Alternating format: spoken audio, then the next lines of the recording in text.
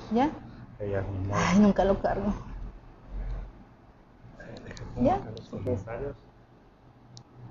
Perfecto. Y ahorita ya se comienzan a... ¿Si no te traigo un cargador?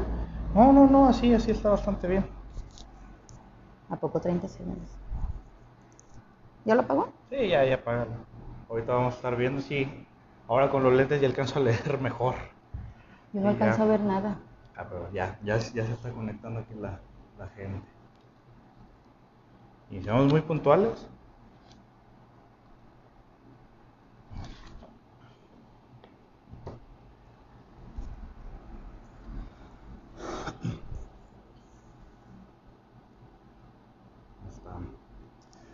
Hola amigos, ¿qué tal? Muy buenas noches. Ya saben, hoy es viernes de educación especial aquí con la maestra álgebra.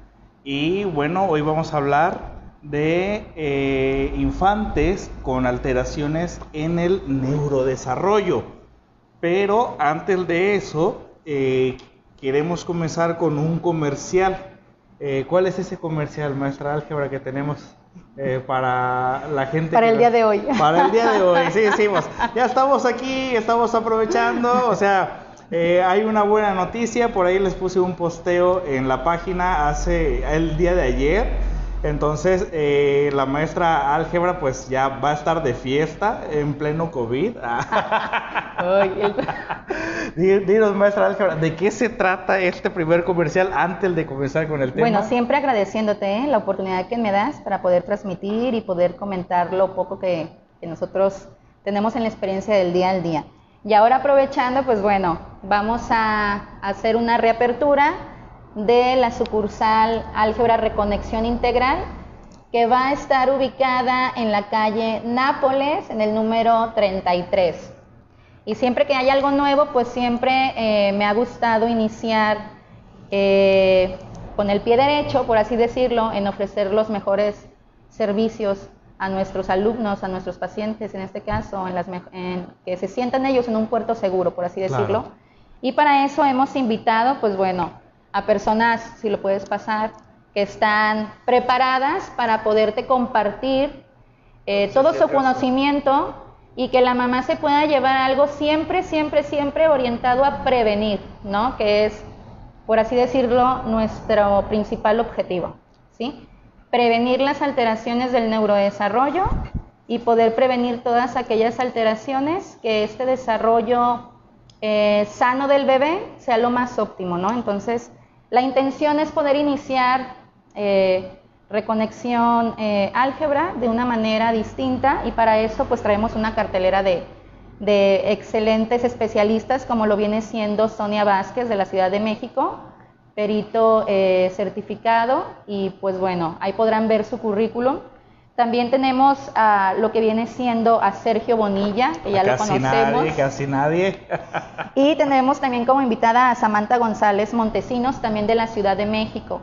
Lo único que tienes que hacer es comunicarte a los teléfonos de Reconexión Integral 169-4920 para que puedas hacer tu registro, ya que son grupos limitados, obviamente por la pandemia. Claro. Pero también van a estar una de esas ponencias por Zoom. Hay que comunicarse, dar tu nombre para que puedas acceder. Aparte de eso, pues bueno, se te da una información que es importante que tengas antes de acudir a estos talleres, que van a ser muy formativos para ti y de mucha utilidad, principalmente para las mamás, posteriormente para los profesionales. Entonces, pues lo denominamos la Semana de Salud Mental y Gratitud. Salud mental por la cuestión que estamos viviendo actualmente, y en términos generales de gratitud porque se suma más gente a hacer proyectos que puedan beneficiar un poquito más o tengan un impacto social, ¿no? Entonces, pues esa es la noticia. Reconexión Integral Ciudad del Valle, y que vamos a abrir esta sucursal con una cartelera de ponentes con temas muy interesantes como la prevención del abuso infantil, que creo que aquí van a estar interesados todos aquellos que se encargan de vigilar, ¿no? Sí. Esta infancia, ¿no? Y también tenemos pedagogía para todos estos maestros que también se las vieron un poquito difícil en la cuestión de intervención con sus alumnos, desde las plataformas. Claro. Y los límites que se llevan a cabo aquí con el especialista, que nos puede también, y sé que nos vas a aportar bastante en esos talleres. Son gratuitos, pero hay un cupo limitado, solamente está lo que es la cuota de una constancia, una constancia que pueda también hacerse como una fundamentación de lo que tú estás aplicando, ¿no? De lo que tú estás haciendo. Yo les recomiendo mucho a los profesionales principalmente que tengamos la oportunidad de tener un especialista aquí en esos temas, el de abuso sexual infantil. Va a estar muy interesante. La prevención muy, muy interesante, con mucha experiencia de este especialista, Sonia. Y principalmente para la prevención del estado de Nayarit, ¿no? Creo que van a haber muchos interesados, por lo tanto, si se abren los grupos, adelante, pero no pueden ser grupos mayor a 10 personas, pero se pueden abrir grupos en diferentes horas de lunes a viernes. Si estás interesado, hay que comunicarse, ¿no? Gracias. Ya escucharon, chicos. Sí. Gracias. Ya escucharon, la maestra álgebra va a abrir nueva sucursal donde se va a seguir atendiendo este aspecto de la salud mental respecto a la educación especial. Y pues felicidades, maestra, la verdad. Que se va expandiendo el nombre de álgebra, y la verdad es un honor el poder estar compartiendo temas aquí contigo. Ay, gracias, igualmente. Y pues bueno, al finalizar volvemos a dar el comercial por si la gente no le quedó claro, ¿te parece? Okay. Entonces, amigos, el día de hoy vamos a hablar de infantes con afectaciones en el neurodesarrollo. Maestra, ¿qué es eso? Para los que no tenemos ninguna relación con el tema, tengo más o menos una idea. Yo que soy papá de a pie, que no me dedico al tema para nada, solamente sé que tengo un hijo y yo considero que a veces mi hijo le está huevoneando, no quiere hacer las cosas, es porque no quiere, pero hay algo más de eso, de la creencia del papá. ¿Qué son o a qué nos referimos con alteraciones con el neurodesarrollo? Es importante aclarar que todas las secretarías de salud están enfocadas desde los 70 en crear programas óptimos que puedan vigilar el desarrollo del bebé. Sí. México tiene aproximadamente 80 hospitales certificados para tener esa vigilancia, ¿no? Que es el desarrollo sano del bebé. Sí. Por eso la importancia de las funciones de enfermería como mamás canguro en su momento, ser ellas las personas que puedan instruir a las mamás de manera adecuada cuando tenemos, por ejemplo, los chicos que son prematuros, ¿no? El prematuro, y ahorita podemos hablar. El neurodesarrollo es un proceso evolutivo y, como lo dice la palabra, que nos vamos desarrollando. Sí. Y tiene que ser lo más óptimo, y no nada más hay un sistema nervioso central o un sistema nervioso periférico o un cerebro, o la cuestión anatómica o cromosómica o los sistemas óseos, etcétera, sino que también tenemos una estructura que es psíquica y que es mental, ¿no? Y que también tenemos procesos emocionales que también impactan de manera muy importante en el cambio neuroquímico del bebé. Por eso estos live, como lo que viene siendo cómo ayudar a la mamá en esa vigilancia, hice unos puntos para poder decirles principalmente cómo compartirlo con sus familiares o con las personas, si son profesionales, poderles decir a las mamás. Saber el desarrollo sano del bebé, siempre lo hemos comentado, que la mamá esté informada que es un desarrollo sano. Sí. Si lo vemos desde las secretarías, hay programas, pero a veces esa información no llega a quien lo necesita. A quien lo necesita, o no hay una vigilancia, o no hay ese continuo, ¿no? Esa vigilancia. La mamá tiene que saber que esa vigilancia es, lo primero que se tiene que saber es que el bebé tiene que ser amamantado. Y los programas de Secretaría de Salud lo manejan desde las organizaciones de la salud mental, que tiene que ser desde la primera hora del nacimiento, ser amamantado. Y que lo mínimo que tiene que durar son 6 meses.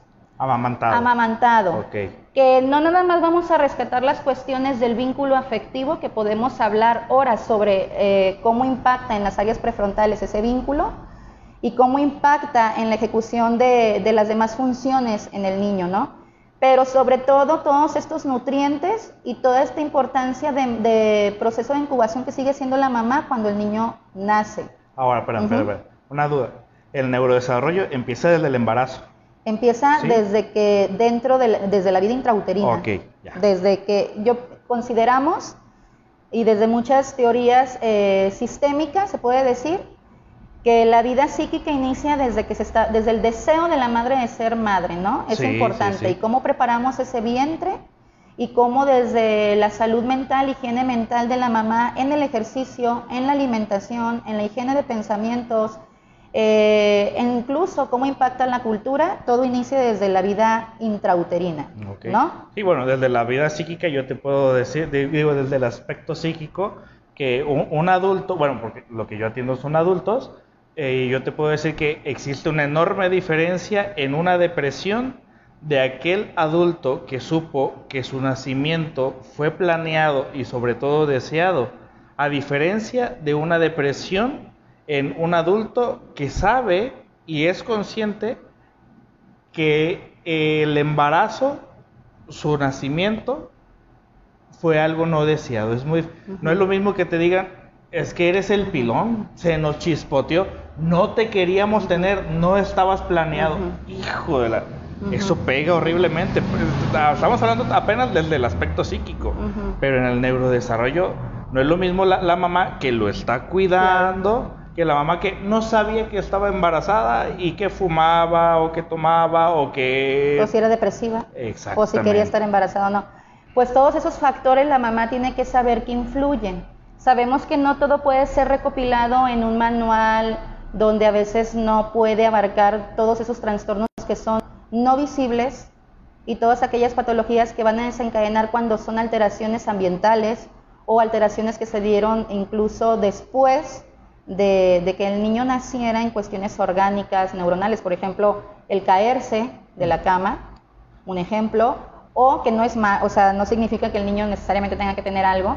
Las fiebres, ¿sí? Es importante que también la mamá comprenda que desde que estamos gestando, si la mamá, cómo utiliza ese fármaco o cómo utiliza cómo es variada en esa alimentación, en su ejercicio físico, pero también saber que las emociones de la mamá juegan un papel sumamente importante en ese cambio. Para empezar, estar embarazada es un cambio sorprendente en todos los aspectos para la mujer. ¿Sí? Bien, ¿y qué papel juega el hombre incluso para esa higiene mental y que pueda ayudar a ese proceso del niño? Hay esposos que estresan más a la esposa cuando están embarazadas. Claro. Entonces yo lo que me gustaría compartir ahora es que la mamá tiene que saber que tiene que ser amamantado desde la primera hora de nacido. En 1976 aproximadamente, que es lo que habíamos puesto como dato, inicia un programa en Colombia que se denomina Mamá Canguro. Y era para esos niños prematuros, no prematuros, lo hicieron iniciando porque ya no había abasto de incubadoras. Ajá, sí. Entonces, como ya no había recurso y había una crisis fuerte en Colombia, lo que hicieron fue pegarse al bebé, hacer ciertas maniobras de piel a piel. Canguro, mamá canguro es de piel a piel, donde no nada más trabajas la temperatura, sino regulas la temperatura del bebé y la posición de ranita que tiene que tener en el pecho, y cómo fortalece ese vínculo, por eso la importancia de que luego se pegue a la piel. Pues hay niños que las mamás fallecen mientras están dando a luz, o hay niños que las mamás tuvieron una amenaza posparto o tuvieron depresión posparto, o simplemente, como lo comentaban, el bebé tuvo reflujo o se cortó la leche, o fue cesárea, o la mamá tenía complicaciones aparte de eso, ¿no? De estar embarazada con otras alteraciones. Entonces lo denominan mamá canguro y es trabajar de piel a piel con el bebé. La mamá tiene que saber que tiene el niño que estar amamantado desde la primera hora de nacido, y si el niño no se adapta al pecho, porque desde ahí podemos ver los primeros signos de alarma, donde vemos la succión, vemos cómo el niño se adapta inmediatamente a ese pecho, y eso te lo pueden decir mucho, o te pueden ayudar las personas que, las licenciadas en puericultura, ¿no? Y todo lo que es la detección temprana, ¿sí? Pero es importante que la mamá sepa que tiene que durar mínimo 6 meses amamantado. Eso es como un mínimo, y que pasando esos 6 meses pudiera estarle amamantando con otros alimentos que el niño, otros alimentitos que ya pudiera él comer, pero no dejarle de amamantar incluso hasta los 2 años, ¿sí? También podemos hablar de cuestiones psíquicas ahí, podemos hablar de ese primer objeto transicional, podemos hablar de ese vínculo afectivo, de los fallos en la intersubjetividad, pero la mamá que a lo mejor no comprende sobre estos términos, el solo hecho de que haga el mayor esfuerzo de pegarlo al pecho y que si no se logra pegar al pecho pida ayuda, que vaya con un especialista, que le dé las maniobras. Aquí en Nayarit hay personas que se dedican a eso, no tengo ahorita el dato, pero posteriormente lo podemos dar, los posicionamientos del bebé, pero una enfermera, estos programas son de enfermería, Sí. a mí me tocó tener la oportunidad de una compañera que nos los prestara todos estos programas para poderlos leer, pero en realidad a las enfermeras las capacitan en esto, ¿sí? Las capacitan tanto en la mamá canguro, los signos de alarma, cómo amamantar al bebé, la importancia de continuar con estos programas en enfermería, ¿no? Sí, claro. Que podemos frenar muchas alteraciones del neurodesarrollo. Que hay gente de Colombia viéndonos, ¿eh? Ah, sí, saludos a Colombia. Sí, yo tengo amigos en Colombia, saludos a Esaú. Si y a es su que esposa, sigue la página. a sus hijos. Bien, lo segundo que la mamá tiene que saber es que a los 30 centímetros, perdón, a los 3 meses de nacido, el bebé ya puede mirar al rostro de la madre, principalmente el ojo, a partir de los 3 meses de nacido, en una distancia de 30 centímetros. Primero tiene que ser pegado inmediatamente al pecho y la mamá notar que esa succión es la adecuada y es armónica. Ahí se forma este reflejo de succión, luego de deglución. Es muy importante, tanto a nivel neuroquímico, a nivel de patrones de movimiento, estos surcos neuronales que se hacen a través de este patrón de movimiento. Ajá. O la succión que se hace, ¿no? Hace que la cara gesticule de manera diferente y empiezan los procesos prefrontales y muchas cuestiones cuando están succionando. La importancia de no meter luego el biberón o no meter otras cuestiones. Los prematuros pueden lograr ser amamantados, ¿sale? Si hacemos buenas intervenciones. O sea, si no, acudir a un neonatólogo. Ajá. Desconozco, bueno, aquí hay neonatólogos, claro que sí, y neonatólogos pediatras, y se me fue, Campa, ¿sí? Se apellida Campa, tiene su clínica ahí ay, se me fue la palabra, ¿cómo se llama? Yo no sé dónde lo tenga. Lindavista, pero bueno, luego les doy el dato, sí, pero buscar neonatología, si son prematuros. Mi hijo fue prematuro, luego pediatría, neonatología, y ver si lleva bien los procesos. Hoy que no se me pegó, hay que hacer una vigilancia en ese proceso, incluso hay que capacitar a mamás antes de dar a luz en esos procesos, la importancia de ser amamantado. Bueno, luego viene el contacto visual, la mamá tiene que fijarse que el niño le mira el rostro, damos función a la neurona espejo, luego va a dar pie a la sonrisa social, ¿sí? Y la mamá, a través de ese contacto visual, empieza también a generar otros procesos mentales, psíquicos, emocionales en el bebé.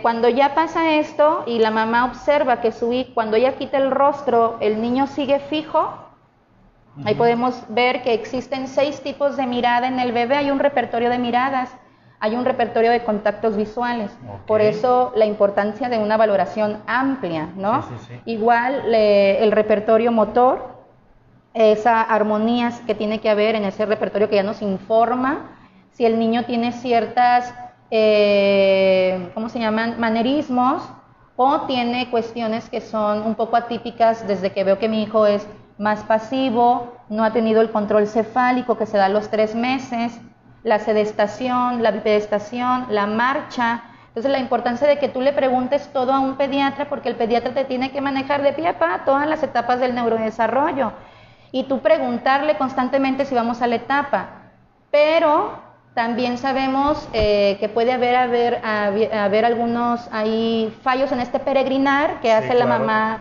cuando tiene a su hijo, pues puedes acudir también a especialistas como los terapeutas físicos, que pueden también hacer este tipo de intervenciones. Claro está, si están certificados, que chequen ahí, ¿no? Bien, que el niño, ¿cuáles manerismos podemos ver? Yo he tenido casos donde puedes ver este lavado de manos frente a sus ojos, que es un repertorio motor que aparece a los 6 meses y es como una autosensorialidad, ¿sí? Podemos ver que el niño se frota ¿sí? Una autosensorialidad con las piernitas, ¿sale? Que no es la palabra correcta cuando se da en bebés y lo podemos denominar como si fuera que el niño se está estimulando por sí mismo, ¿no? Y puede observarse también incluso a los 3 años, 4 años, y no necesariamente por una situación sexual. Por eso la importancia de la diferenciación de estos trastornos o cuestiones de alerta, de alarma, que un especialista como Sonia Vázquez nos puede aclarar el día de la reapertura, ¿no? Que es la especialista en acoso infantil sexual, okay, ¿no? Pero hablando de alteraciones del neurodesarrollo, estas autosensorialidades que se manifiestan no son típicas y normalmente se presentan y se tiene que observar cómo es el ambiente de ansiedad en casa o cómo es ese vínculo afectivo de la madre con el niño. Recordando que la mamá desde que nace ya empieza ese tono muscular que trabajamos con la fascia, que es la red más grande de terminaciones nerviosas que tenemos como individuos, que es la piel, ¿no? Sí.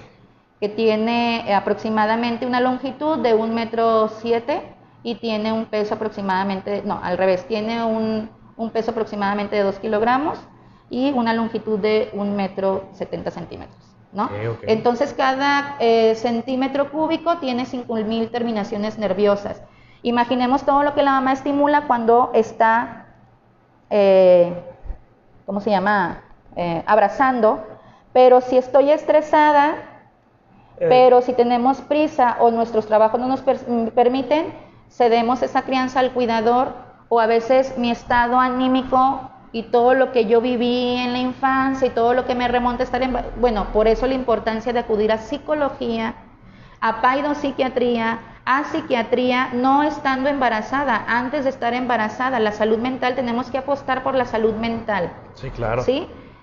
No es nada más ir al psicólogo cuando se cree que tenemos un problema o acudir a un especialista cuando ya veo que algo me sucedió. La higiene del ejercicio, la higiene electrónico, la higiene de pensamientos, el balanceo alimenticio, todo tiene repercusiones y principalmente el sueño. Ya hay trastornos que no son visibles y que no están en el DSM-5, sale por así decirlo, porque hay una diversidad tan amplia que se modifica con la cultura. Sí, por supuesto. Entonces, la mamá tiene que hacer muchos tonos musculares, es decir, se recomienda que cuando estemos abrazando al niño sea la contención más significativa, por eso es un momento íntimo, ser amamantados, sin televisor, sin tener el celular a un lado. Que sea un momento especial, madre e hijo. Aunque pareciera que muchos atrás del televisor o de lo que donde se informa, pareciera que todo por sentido común lo entendemos. No todos tenemos los mismos procesos de adaptación, no todos tenemos los mismos procesos de evolución, y por lo tanto hay mamás que en verdad desconocen, no que son ignorantes, desconocen porque no se les ha informado la importancia que tiene el tono muscular, que se fortalece con la voz, porque está comprobado científicamente que la voz de la mamá madura el sistema nervioso. O sea, el niño nace y lo que se percibe inmediatamente es que el niño empieza a sentir por todos lados. Y hay un repertorio. El de la mirada, la aceptación, del saber que... El simple hecho de saber que llegué al mundo fue motivo de alegría, ¿no? Del aspecto psicoanalítico, pues yo puedo mencionar la creación del narcisismo, ¿no? El simple hecho de saber de que, mira, sí soy importante por haber llegado. El narcisismo primario, el primario es de que, mira, mi simple existencia es importante. Y el narcisismo secundario, que menciona Lacan, es que ya no solamente la existencia, sino mis actos también son importantes. Y todas esas esferas y todos esos procesos psíquicos, mentales que se ponen en función, no inician cuando el niño cumple 3 años ni cuando cumple 5, sino que hay cosas que ya podemos observar, unas que son fenotípicas, como en el caso del síndrome de Down, que antes de nacer genéticamente, cromosómicamente y a través de la tecnología que ya tenemos, pues hay muchos trastornos que todavía no son visibles y que se desencadenan antes y durante los primeros 30 meses de vida, como el trastorno del espectro autista. Claro. Entonces no es de que diga es muy temprano para que se genere un trastorno, lo que pasa es que el ambiente también determina esa vulnerabilidad con la cual va a venir ese cerebro o ese sistema nervioso o ese estilo de crianza, ¿no? Bien, entonces, ¿sí? ¿Hay preguntas o qué? Por aquí dice que Real SJ menciona desde el psicoanálisis el estadio del espejo. El estadio del espejo empieza ahí, menciona. Bueno, a mí me gustaría que desencadenáramos estos temas. Adelante.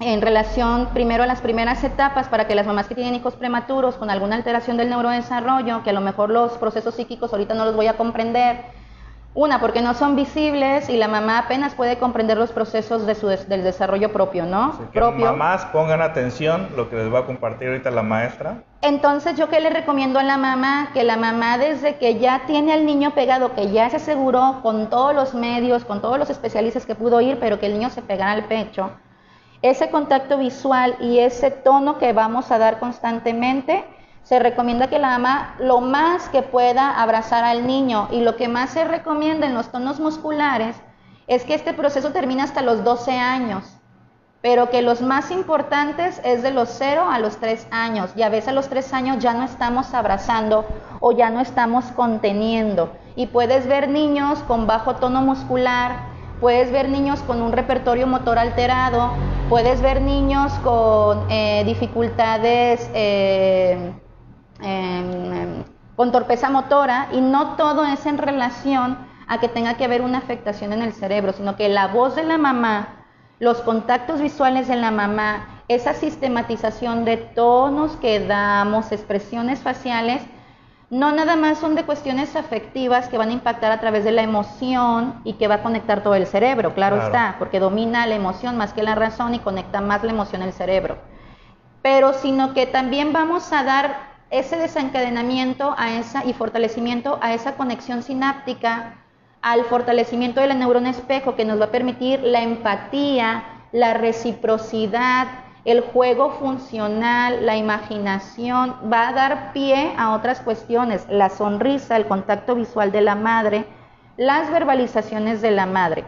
Entonces la mamá tiene que, si es prematuro, por ejemplo, se recomienda que la mamá siempre lo tenga pegado al pecho. Para eso la importancia de cuáles son las posiciones, que a lo mejor va a ser difícil evaluar todo ahorita, pero las posiciones que tiene que tener el bebé prematuro, ¿sí? Cómo estimulamos ese reflejo de succión y cómo vamos madurando esos barridos visuales, porque sabemos que el prematuro a lo mejor viene desfasado en ese proceso madurativo. ¿Qué pasa si el niño desde un inicio no logra hacer el contacto visual? Bueno, ¿sucede? Sí, claro. Es un signo de alarma, no nada más que nos habla a nivel neurológico. Recordemos que el trastorno del espectro autista en Estados Unidos se puede detectar a través de los contactos visuales que hace el bebé con el rostro de la madre. Entonces, incluso los primeros estudios que se hacían era poner el rostro de la madre y ver cómo el bebé en una cámara, en un cubículo a oscuras, les ponen las proyecciones del ojo de la mamá y del rostro de la mamá. Pues hay niños que no responden a ese contacto visual, hay niños que no hacen expresiones faciales. También hay que observar esos contactos, la mirada, es muy importante los contactos visuales. Entonces, mamá, si estás escuchando y tienes un niño entre los primeros 3 meses de edad y no está no genera un contacto visual. Luego viene el que señalemos con está que el niño viene en forma fetal, libera una extremidad, libera un área del cerebro, libera la otra extremidad, otra área, el control cefálico, otra área, y así empezamos este proceso normoevolutivo, ¿no? Claro. Entonces eso ya libera el cerebro, la marcha libera el cerebro. Es importante continuar con la marcha, siempre estar haciendo cuestiones con nuestras extremidades. El niño agarra el biberón, es importante el objeto transicional, desde el psicoanálisis también, pero también desde las funciones motoras. Claro. Importante si la mamá ve que el niño no hace muchas expresiones faciales, porque no es nada más sonreír y así, sino es interpretar o conectar la experiencia con la emoción del momento climático, ambiental y el estímulo que tiene el niño, como la sonaja o el estímulo de un niño de 3-5 años, que son el ambiente que le rodea constantemente.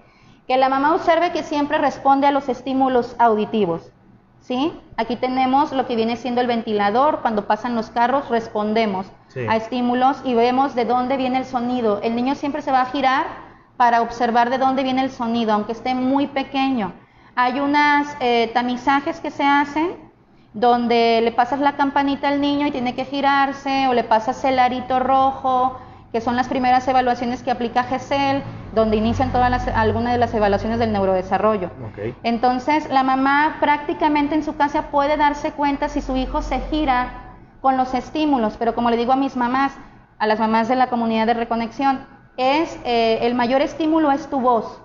Tienes que jugar con los tonos de voz porque esta sistematización y estas dosificaciones en los tonos de voz generan los tonos musculares. ¿Sale? Entonces lo primero que se forma es el oído a través de esas resonancias que caen a la caja torácica de la mamá. Está comprobado que la voz de la madre es la que hace madurar el sistema nervioso. Es importante el tono de voz de la madre. Entonces hay mamás que a lo mejor en el vientre no hablaron mucho, sale que no se carcajearon mucho, no tanto por esa neuroquímica, sino también por todo eso que escuchamos fuera y dentro del vientre. A ver, tengo una duda ahorita que me mencionas esa parte. Mamás que le ponen música a los bebés, bueno, que se ponen en su barriguita y que lo primero que ponen es, bueno, por lo que se han informado, Mozart. ¿Es verdad, es mentira que desarrolla esto la inteligencia? ¿Qué implica el ponerle música al bebé en el...? Yo no es tanto, la verdad desconozco que si es la musicoterapia, claro está. Ahí está el método Tomatis, como lo que viene siendo aplicado para niños con el trastorno del espectro autista, porque hay alteraciones sensoriales que todas van a partir del sistema nervioso. Sí. Pero más que fijarnos en qué tipo de música le pone, hay que observar el estado mental de la mamá, que la mamá tiene toda la intencionalidad de estar incubando armónica y emocionada y estar en ese estado mental que tiene con el niño en el vientre.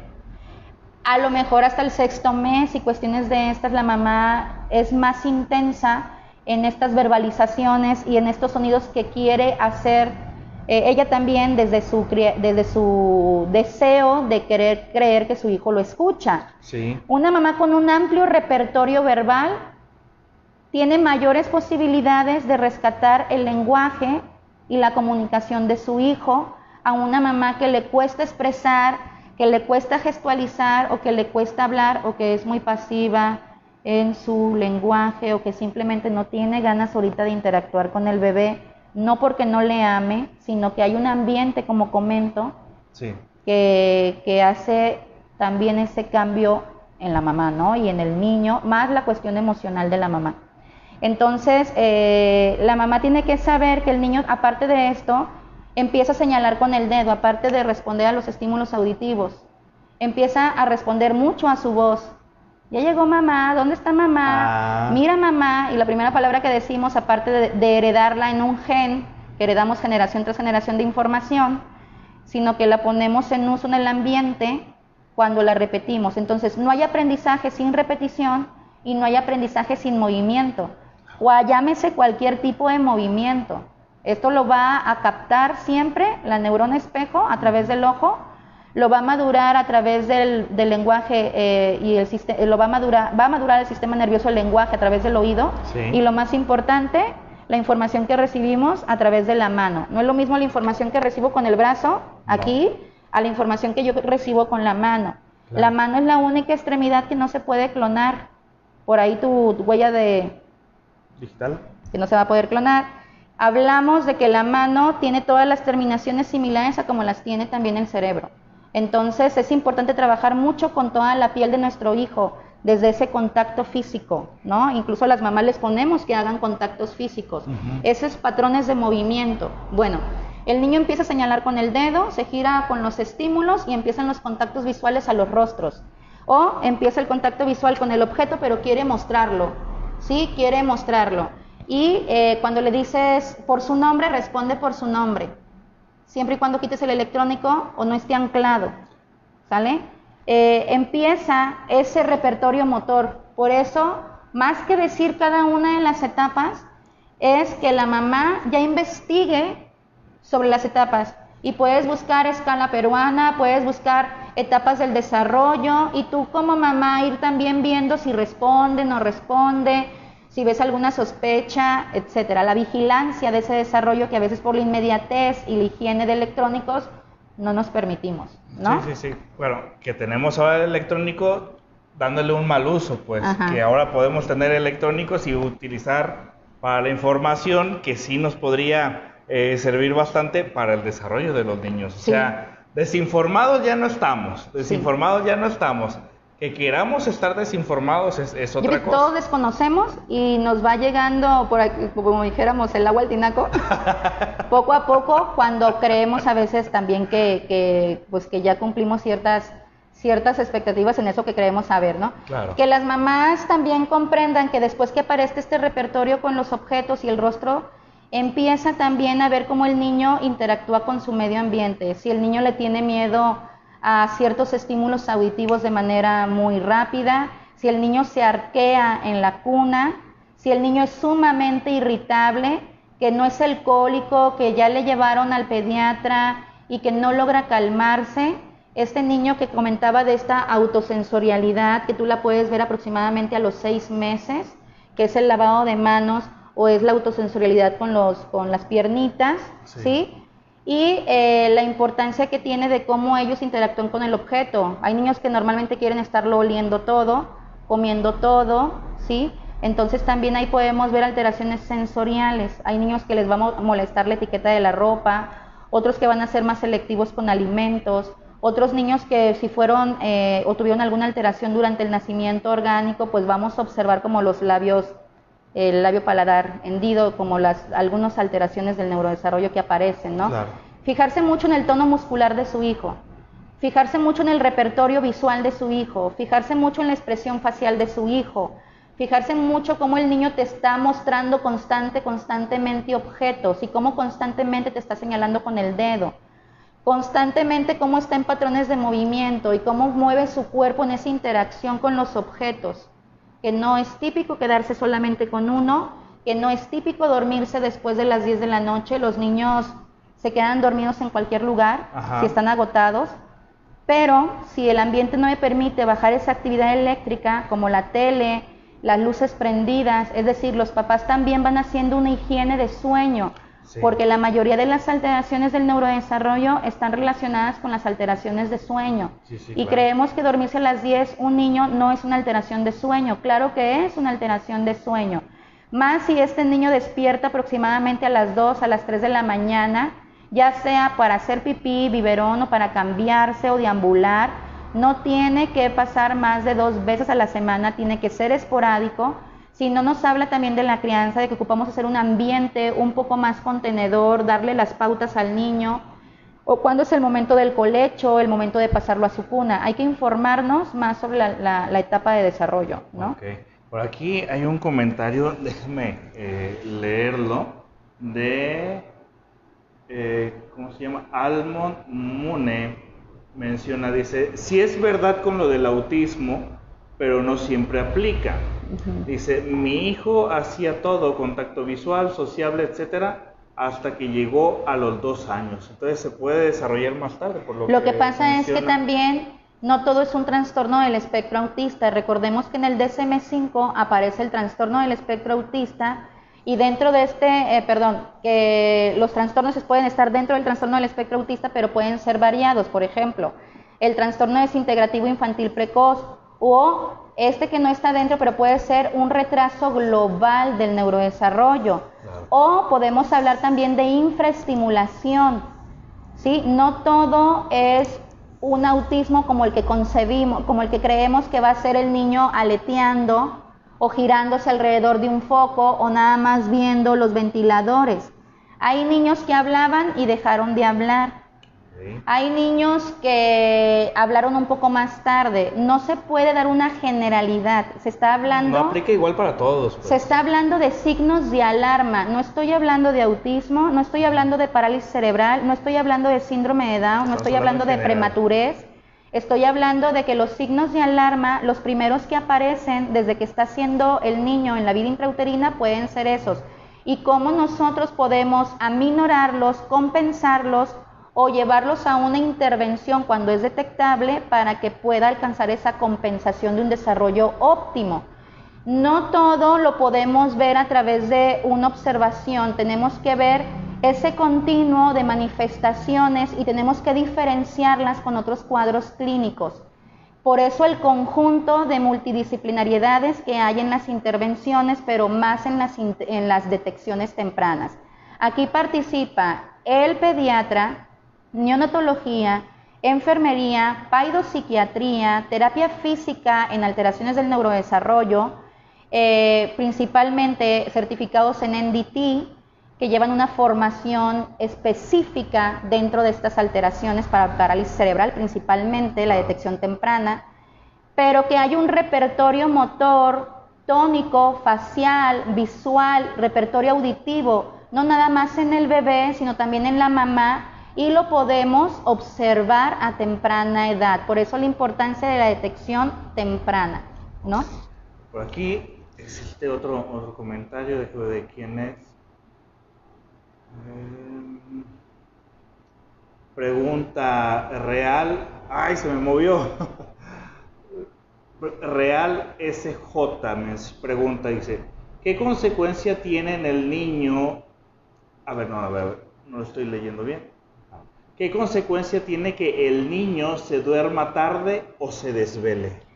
Bueno, es muy importante que los papás comprendan que hay un ritmo, tanto para el cerebro y para este proceso madurativo del cerebro. El cerebro nace vulnerable, ya viene vulnerable, ¿sí?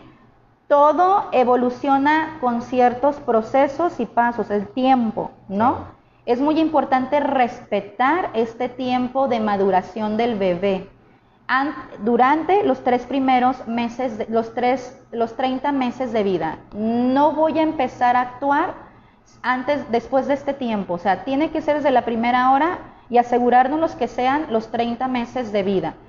Siendo amamantado, claro está, durmiendo temprano. Pero ¿qué puede venir de ahí? Bueno, recordemos que aquí se genera la hormona del crecimiento.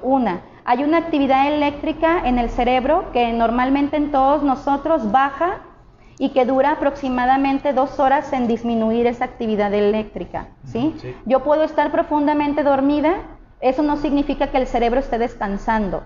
La actividad de mi cerebro va a bajar 2 horas después, y esto sucede en cualquier persona. Entonces, si el niño se duerme a las 10 de la noche, su cerebro viene descansando, cumpliendo ese ciclo aproximadamente a las 12.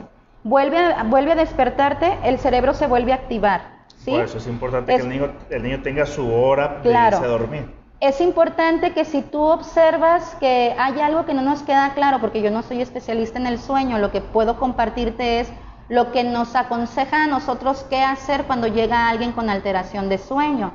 Y lo primero es ponernos en contacto con una clínica de alteraciones de sueño. En Nayarit no sé si haya, pero en México hay bastantes, ¿no?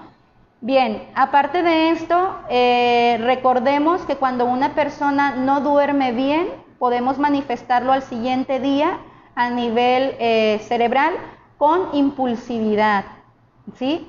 Más desatención, ¿sí?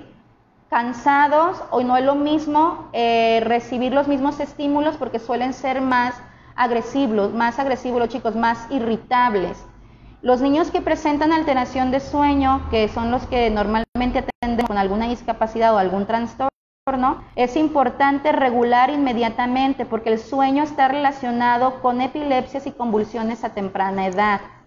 Pero hay que decirle al neurólogo o al especialista que vayamos a visitar, muy importante que la alteración de sueño no es porque el niño haya manifestado la alteración de sueño, sino porque también el ambiente genera alteraciones en el sueño. Yo quiero alcanzar a mi hijo despierto porque no lo he visto. El niño tiene que dormir temprano. Apagamos la tele y le decimos ya vete a dormir. Ni siquiera ha descansado toda esa estimulación. La importancia de apagar los electrónicos antes de las 7 de la noche si tenemos menores a 6 años. O sea, no es recomendable que se apague la tele, los electrónicos que tenga el niño e inmediatamente irse a dormir. No. Hay un periodo de descanso. Hay mamás que comentan, es que a mi hijo le da sed en la noche. Hay ciertos horarios también donde podemos dar el último alimento porque el organismo va a hacer su función. ¿Y de dónde va a agarrar energía? Del cerebro. Claro. Entonces es importante esa higiene para el sueño, porque no todo es una alteración de sueño porque el niño tenga algún trastorno, sino esa alteración de sueño tiene que ver más con mi crianza o mi estilo de crianza o cómo se vive la crianza en cada una de nuestras culturas. Que el niño tiende obviamente a repetir pues lo que está aprendiendo en casa. Sí, pero no es favorable que un niño menor a 3 años se duerma a las 9 de la noche, Ajá. 10:30, 11, niños a la 1 de la madrugada. No te lo estoy comentando porque lo he leído, te lo estoy comentando porque es lo que rescatamos en las entrevistas de las mamás. Sí. ¿A qué horas duermes o a qué hora se duerme el niño aproximadamente, mamá? No, pues ya muy tarde, o yo soy médico, o yo trabajo fuera, o yo tengo otros 3 hijos, o yo soy joven, o yo en este momento, ¿sí me explico? Sí, sí. Hay familias que acaban de fallecer sus padres, hay familias que todos nos enfrentamos a una adaptación completamente diferente, pero a la mamá se le da la higiene del sueño y hay pautas para la higiene del sueño. Se recomienda normalmente en los prematuros, para rápido porque a veces no alcanzamos, normalmente en prematuros o en niños pequeños que se observa alteración de ese sueño, que dificultades para conciliarlo, principalmente ver si no es la crianza o principalmente modificar un poquito de nuestras rutinas para ver si es eso lo que le ayuda a conciliar el sueño. Muy importante el último alimento que damos, ¿sí? No hay que dar alimentos, hay que ver qué alimentos están relacionados, donde aumenta esta actividad. Sí, no le vas a dar azúcar en la noche. No es lo mismo una hamburguesa en la noche, unos hot dog en la noche, ¿sí? Es importante que la mamá también sepa que este conjunto de especialistas, como los nutriólogos especializados en neonatos, les puedan orientar, porque hay alimentos que influyen en la irritabilidad y hay alimentos que influyen en la cuestión de cómo acepta su organismo y cambia su estado neuroquímico en el bebé. No es lo mismo un chico con autismo o una alteración con alteración sensorial en cómo él, va a llevar el proceso orgánico. Ellos se alteran constantemente, viven el estrés de manera diferente a través del estímulo, pues lo mismo lo resienten en el estómago, son más vulnerables. Claro. Entonces es importante ver la última hora del alimento. No hay que darles tanto líquido antes de dormir, mínimo tener 1 hora de líquido, no se va a deshidratar en la noche, ¿sí? Es importante que también la mamá genere un ambiente de calidez, de que nos dé sueño. Incluso hay mamás que les decimos, empieza a bostezar, empieza a recoger estímulos que puedan activarme. Y el niño comienza a percibir y empiezo a bajar, exactamente, ya tengo sueño. Cuenta mucho la contención que hagamos verbal, pero si todo es rápido, nada más apaga la luz, ya apaga la tele, ya es tarde, duermas, o sea, yo entiendo, también hay caos y a veces no es que el niño haya tenido una dificultad en la vida intrauterina, perinatal o postnatal o prenatal, sino que fue una cuestión ambiental. Sí, sí, o sea, no es solamente la alteración neurológica, no, es también el ambiente donde vive el niño. Todo lo va a captar el sistema nervioso. Hay estímulos que nos relajan, lo comentaba en uno de los videos que puedes buscar aquí en la página de Álgebra Reconexión, alteraciones de sueño.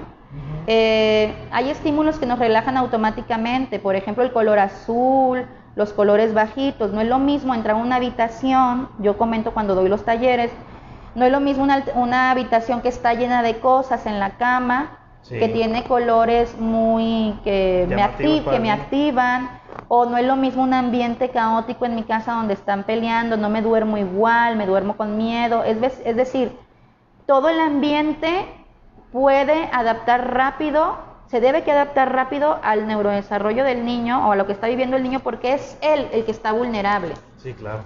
Entiendo que nuestras dinámicas a veces alteran estas cuestiones, ¿no? Sí. Lo más prudente es hacer ciertas rutinitas donde el niño ya conciba que es momento de ir bajando esa actividad motora o ir haciendo esa higiene de estímulos. O sea, el niño tiene que ir percibiendo que los papás se están preparando para dormir.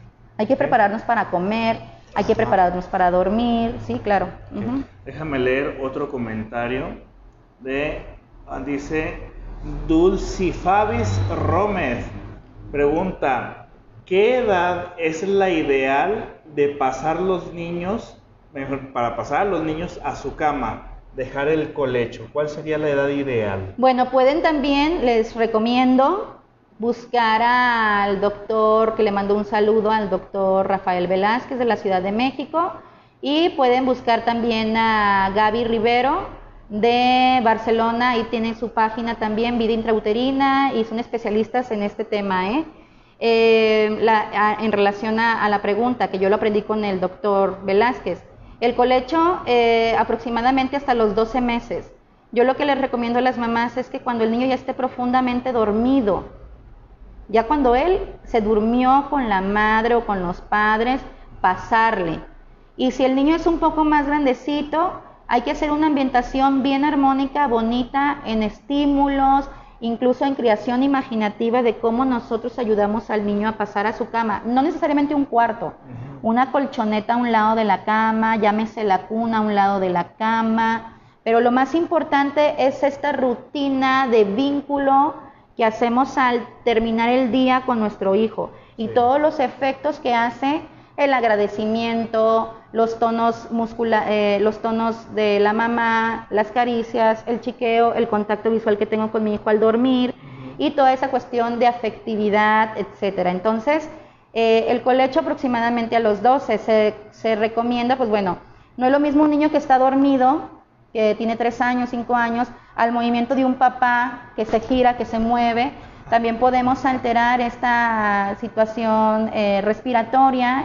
Hay que respetar mucho cuando estamos teniendo un niño menor a 30 meses de vida. Okay. Si esto nos costara trabajo, porque hay niños que tienen destete difícil, hay niños que en realidad por su condición de discapacidad sí presentan alteraciones en el sueño difíciles, por eso la importancia de acudir con un especialista en alteraciones de sueño para que sean ellos los que den la higiene del sueño.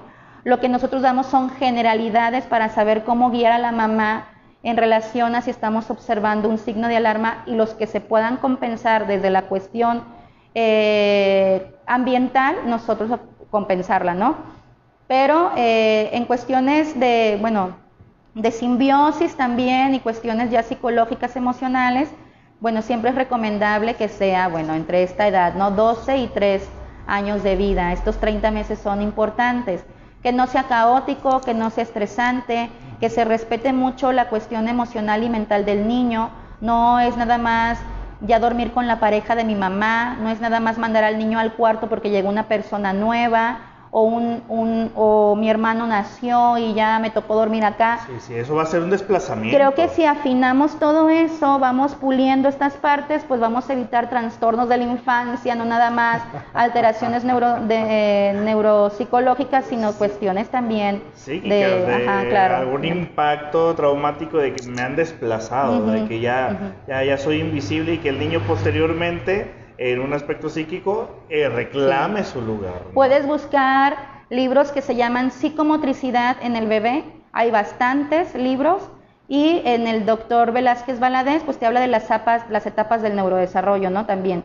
Bueno, hay mucha información que ya está disponible en internet, etapas del desarrollo. También puedes poner signos de alarma y a lo mejor tú palomear algunos tamizajes, llevarlos con tu especialista y decirle, yo me di cuenta porque vi estos signitos, y él te tiene que responder o mínimo acercar a este tipo de peregrinar que sea lo menos caótico y lo más rápido para compensar el desarrollo. Por supuesto. Pregunta, mira, siempre va a haber una pregunta como que quiere generar polémica, a ¿no? ver. Fíjate la pregunta, a mí me llamó la atención. Pregunta Karina Castro. Pregunta, ¿cuál es su opinión sobre el uso de cannabis para los trastornos del sueño o disminuir la agresividad en niños con autismo? Mira, no es de controversia porque en realidad hay muchos estados que ya lo utilizan. Eso yo me he dado cuenta por los pacientes que ya son medicados, que llegan a la clínica ya con ese tipo de medicación. ¿Sí me explico? Pero hay muchas terapias alternativas.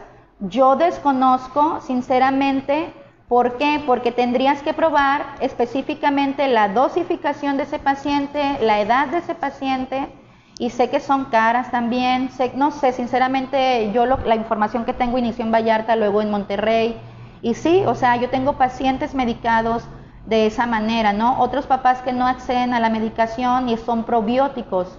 Otros papás que más a otras terapias alternativas, ¿no? Es importante que lo que le funcione a la familia. Cada quien sabe lo que trae en el morral más que el que lo trae cargando, dijéramos, ¿no? Claro. Cada familia se enfrenta a un peregrinar diferente, y yo lo decía en los primeros videos que hacía hace como 6 años.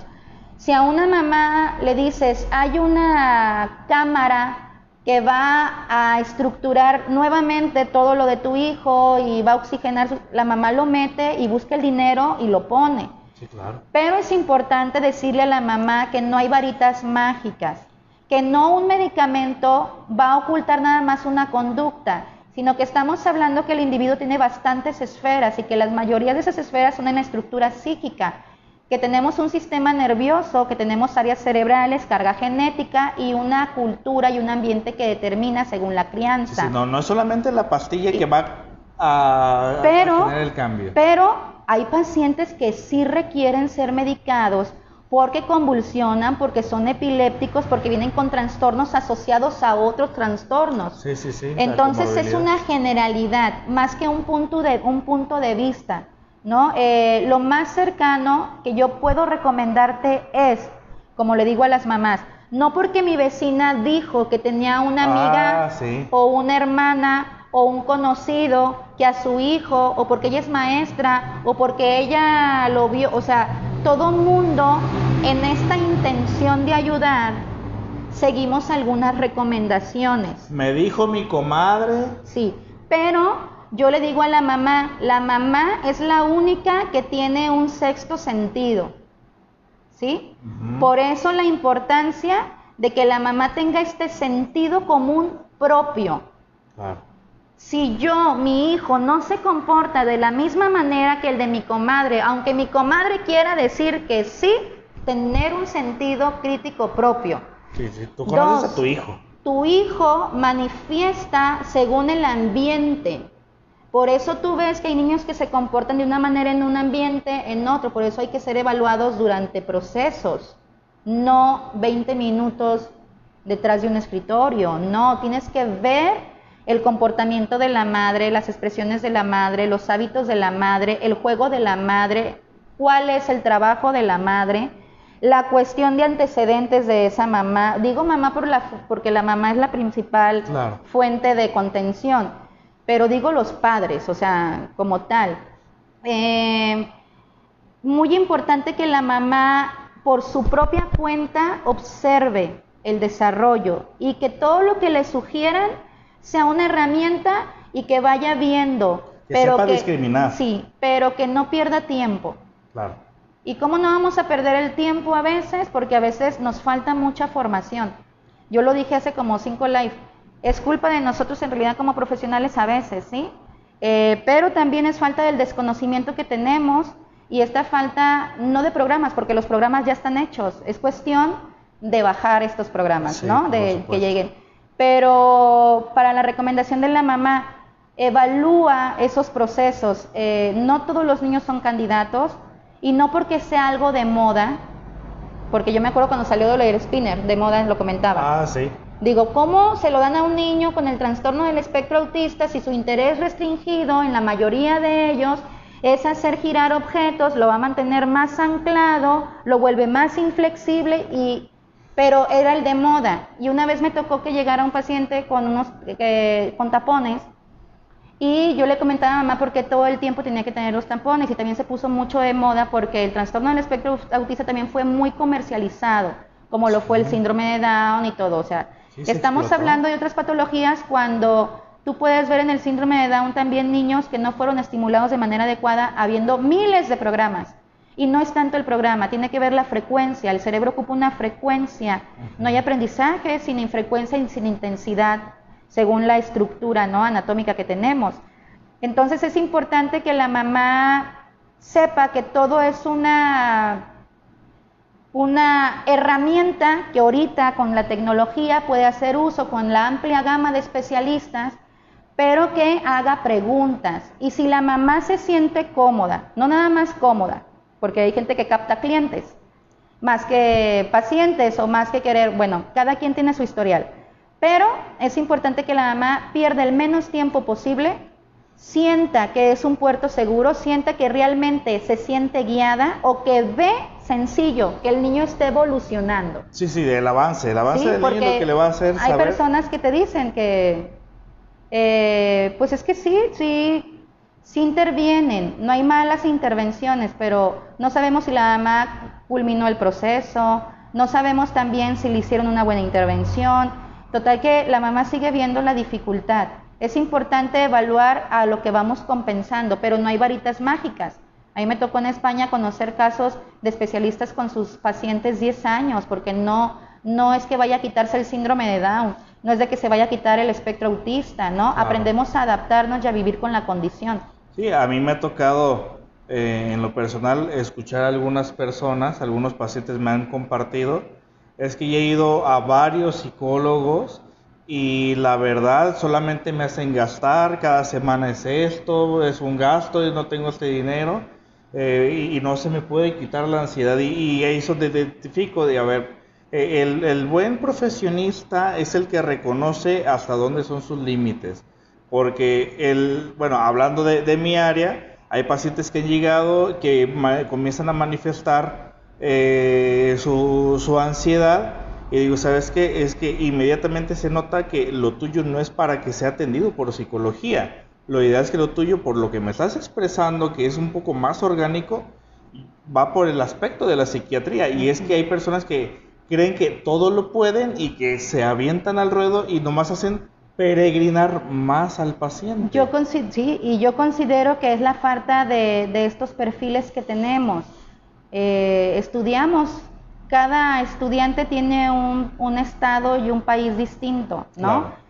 Y podemos pasar por escuelas que tú dices, o sea, yo sinceramente a mí no me explicaron esto. Yo creí que esto se trataba así y a veces esa angustia o ese proceso, o para lo que cada quien nació, pues te lleva a un peregrinar. Pero bueno, es importante aclarar que es una cuestión de información. Claro. Que no es que pase en todos los casos igual, pero que empecemos ya por fin de una vez por todas a hacer una verdadera cultura hacia la intervención y detección temprana, ¿sale? Creo que Nayarit sí tiene esos especialistas, claro, pero creo que esa información no está fluyendo igual, más todas las cuestiones que suceden en cada una de las cuestiones políticas, financieras de cada uno de los estados. Pero bueno, esa es una parte que podemos decir del neurodesarrollo. Podemos posteriormente hablar de estas manifestaciones ya cuando el niño tiene estos 3 años, pero principalmente yo quisiera que apostáramos o recomendar en relación a la funcionalidad y a la conciencia del individuo, y que el individuo tiene bastantes esferas y que no nada más tiene la intelectual, no nada más tiene la social, no nada más tiene la espiritual, la neurológica. Hay bastantes esferas que nos constituyen como individuos en esa diversidad, ¿no? Vamos a leer un último comentario, álgebra, porque pues ya se nos fue el tiempo de volada. Ahí está el comercial de álgebra. Vamos a leer el último comentario y a ver, ¿de quién es? ¿Quién va a ser el afortunado? A ver. Vengan a los talleres, Samantha González Montesinos, Sonia Vázquez, Sergio, aquí mi compañero. Chequen estos temas que la verdad quisiera que se los, ¿cómo se llama? Que los pudieran escuchar. Va a ser una jornada del 20 al 24. Para que estén atentos pueden buscarlo como... Sonia Vázquez, saludos. Ya te esperamos aquí en Tepic. Pueden buscar la página de Reconexión Integral Álgebra. Ahí van a encontrar toda la información. Y bueno, vamos a leer el último comentario, ya para terminar, porque pues el tiempo se nos fue de volada. Dice... el nombre es, me imagino que es apellido, Quinchuya Barreto Sayuri. Menciona, dice, ¿cómo se puede trabajar en niñas con mutismo selectivo? ¿Podría ser la logopedia? ¿Qué intervención hay? Bueno, es importante siempre detectar si es un mutismo, en realidad, pero bueno, es importante sí, los logoterapeutas, que son los que nos pueden acercar desde el lado también, desde la psicomotricidad también se puede trabajar mucho el mutismo, y las cuestiones yo consideraría primero psicoemocionales. Primero hay que trabajar la cuestión psicoemocional con el paciente, acudir a un buen psicoterapeuta gestal, sistémico, una buena intervención, bueno, por decir algunos especialistas, pero también los psicomotricistas, pero claro, siempre acudir a un logoterapeuta, sí. Es un proceso, bueno, a experiencias que yo he tenido, que tiene que hacerse con una cuestión multidisciplinaria, ¿sí? Y un tema muy importante que también se lo podemos preguntar ahí a Sonia Vázquez, y podemos compartir cómo hay algunas herramientas que pueden ayudar a los niños a estos procesos de pensamiento, propuestas de pensamiento, para que puedan, a través de los objetos y a través de estas construcciones mentales y representativas a través de la psicomotricidad, poder ayudarles a poder expresar lo que realmente está pasando en su mente, ¿no? Y en su cuerpo. Ok, bueno, última pregunta, así nada más. Pregunta Esmeralda Magaña. Segunda parte, por favor. No, mentira, ese no. A ver, el otro. ¿Qué dice? Margarita Torres. ¿Segunda parte qué?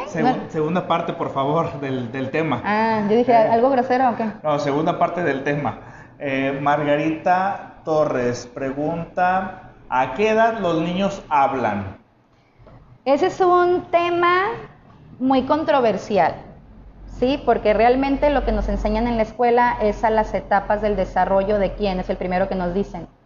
¿Cómo se llama? Ay, se me fue el nombre, díganmelo ahí. Las estadios, se me fue. Piaget. Piaget, ajá. Pero bueno, encontramos los balbuceos, pero recordemos que no es nada, es que aquí me gustaría hacer esto énfasis. Que Piaget era psicoanalista, quiero decir. La comunicación es una cosa, el habla otra y el lenguaje otra, la intención de comunicar una, que se tiene que activar primero, y todo inicia desde estos contactos verbales, expresivos y visuales, y que entran por el oído, ¿no? A mayor repertorio verbal de la mamá, mayor repertorio de pensamiento del niño y mayor intenciones de comunicar, porque nosotros hacemos la representación del mundo externo con la mano, con el ojo y con el oído. ¿Sí me explicó? Hay niños que hablan y balbucean y hacen las onomatopeyas y las sílabas. Hay niños que hablan perfectamente antes de los 2 años, 1 año 8 meses, 1 año 6 meses, ¿sí? No significa que el niño no va a hablar porque tiene 2 años 4 meses. Yo recuerdo que les acabo de comentar sobre la infraestimulación y que ningún caso es igual al otro, pero entramos desde la comunicación, desde que nace empieza la comunicación del niño, sale a través de su cuerpo y sus expresiones faciales ya te comunica. La sonrisa social, el agrado, desagrado, el malestar mental cuando se autoagreden, cuando está la autosensorialidad, el chupar los objetos. Hay un repertorio comunicativo en los niños de habla, de lenguaje y social no verbal. Por ejemplo, los códigos sociales, las expresiones faciales, etc. Pero dentro del rango podemos encontrar 1 año 6 meses. No significa que porque el niño no tenga onomatopeyas y palabritas sueltas como mamá, papá, etc. Y lo puedes encontrar antes de los 30 meses de vida. Y no significa que porque mi hijo pasando los 30 meses de vida ya es un retraso global del desarrollo. Hay que ver si viene con otra etapa del desarrollo asociada y si no se debe, como comentábamos, a una cuestión de hipoacusia, sordera o otras cuestiones asociadas.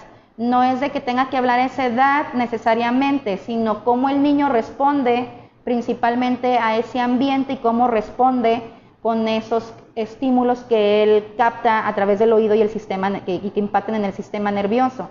Pero el rango está dentro de estas etapas, ¿no? Okay. Nada más porque una persona estuvo muy insistente que dice, lean mi pregunta por favor y lean mi pregunta por favor.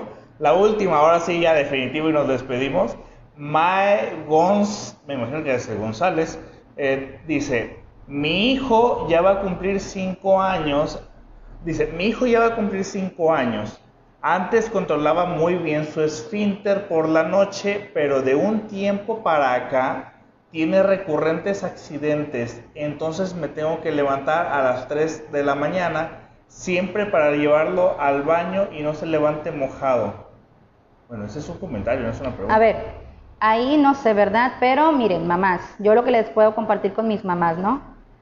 Es importante que permitamos que el niño lleve un proceso madurativo. ¿Podemos recordar que hay niños que se hicieron a los 8 años pipí? Sí. 12 años pipí? Sí. 7 años puede aparecer, ¿no? Hay que observar. Hasta uno de adulto de repente se te sale el chorrito cuando estás soñando. Ok. Bueno, aparte de lo que dijo Sergio. Bueno, mamá, regresando al tema. Bueno, en fin. Si en sus sueños ven un lago, un río o van al baño, es una trampa. Es muy importante comentarle a la mamá ese último alimento, ese último estímulo proyectivo visual que tuvo el niño, esa última expresión emocional del niño, ubicar bien cómo es el ambiente de nuestra casa, porque hay autosensorialidad y autoagresión, cuando hay un malestar mental también, o cuando se viven ansiedades en la casa. Algo me manifiesta el niño, o es mi ansiedad lo que hace que manifieste eso el niño, ¿sale? No podemos decir, ay, sí, es atípico, típico, tendríamos, ¿sí? Pero ve a qué horas es el último líquido y toma en cuenta todos estos factores que te estoy comentando. Y no te levantes a ver si se hizo pipí, como para qué, ya te darás cuenta el siguiente día y no pasa nada, no por eso le vas a poner pañal, mejor ponle un hule a la cama del niño y empieza a observar cada cuándo se hace pipí, porque ese pipí, hay que observar los estímulos de fuera, de dentro, todo hay que observar, porque realmente mi hijo, o sea, no todo es patológico y todo puede ser patológico. No, o puede ser, no sé, hasta en ocasiones que tal vez el niño esté sufriendo bullying en la escuela. Claro, es lo que te iba a decir, pero no están yendo a la escuela, pero hay que ver, pero también el cambio, claro está. Sí, o sea, qué importante es lo que dices, no nada más tu comentario que hiciste ahorita, también haces muy buen tipo de comentarios. Es decir, también el niño puede manifestar ciertas conductas de lo que vive exactamente y no lo expresamos. Pero para que te quede todavía más claro, yo te recomiendo que te registres en los talleres de las especialistas en infantes, ¿no? Que te van a poder hablar del mutismo, te van a poder hablar de estas cuestiones que se observan si el niño está deprimido, que se observan si el niño está viviendo algo que no le está gustando, o si esto realmente es una cuestión ambiental o es una cuestión de una alteración en el neurodesarrollo. Sí. Yo nada más quiero finalizar con un comentario para las mamás. Los niños no tienen la capacidad de verbalizar lo que están sintiendo. Es más, en muchas ocasiones ni siquiera los adultos tenemos esa capacidad de poder verbalizar qué es lo que estamos sintiendo y poderlo expresar al otro. Entonces, no esperes que tu niño te diga específicamente qué es lo que está sintiendo, qué es lo que le está pasando del todo, porque si tú esperas que te responda como un adulto, no lo va a hacer. El niño no tiene esa capacidad de verbalizar lo que siente, pero tú estás viviendo con el niño, por lo tanto podrías tener noción de imaginar qué es lo que posiblemente estaría sintiendo el niño y poderle dar una respuesta a una pregunta que el niño no tiene capacidad de elaborar. Entonces, en muchas ocasiones, hablarle al niño y darle una respuesta que le calme, por ejemplo, como en los divorcios, si el niño está pasando por una situación donde papá y mamá se divorciaron, el niño no va a tener la capacidad de verbalizarte y decirte estoy sintiendo tristeza, estoy sintiendo esto por tal cosa. Si al niño lo ves más retraído, lo ves que se censura, lo ves más reservado, el simple hecho de no hablar el tema no significa que no pasa nada, de que muchas personas quieren como que esos temas mantenerlos al margen, pero en muchas ocasiones es bastante importante hacerle saber al niño, tal vez te estás sintiendo triste, pero está pasando esto, va a estar todo bien, no te preocupes. La angustia que te puedes imaginar tú que está pasando tu hijo, dale tú la respuesta a una pregunta que el niño no te sabe hacer. A esto nos referimos con la propuesta de pensamiento. La mamá puede inferir el estado emocional y el estado conductual de su hijo cuando lo manifiesta. Por ejemplo, veo que estás enojado. ¿Qué enojado estás? Algo pasa, algo te hizo enojar. te duele, ¿dónde te duele? O sea, y no es que el niño me esté dando la respuesta, la mamá infiere y esa es la propuesta de pensamiento.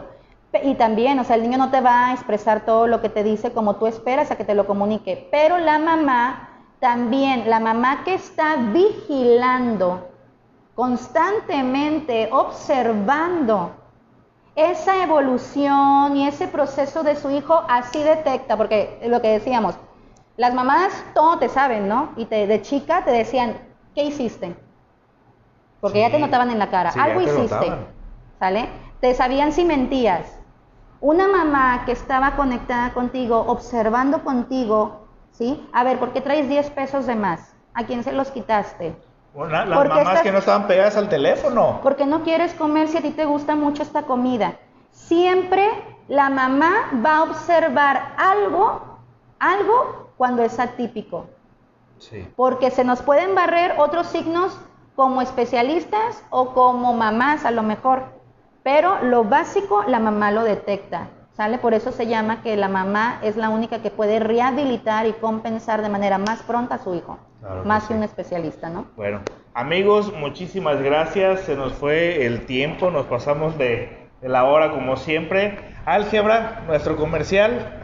Vayan, informémonos de los talleres. Busquen gratuitos la página de la maestra Álgebra. Reconexión Integral Álgebra, se va a abrir la nueva sucursal, mira qué guapo salió ese, se va a abrir la nueva sucursal de Reconexión Integral y bueno, busquen Reconexión Integral Álgebra, se pueden inscribir en los talleres que se van a transmitir algunos vía Zoom. Yo voy a ser afortunadamente uno de los ponentes dando el tema de los límites del padre son los límites de los hijos.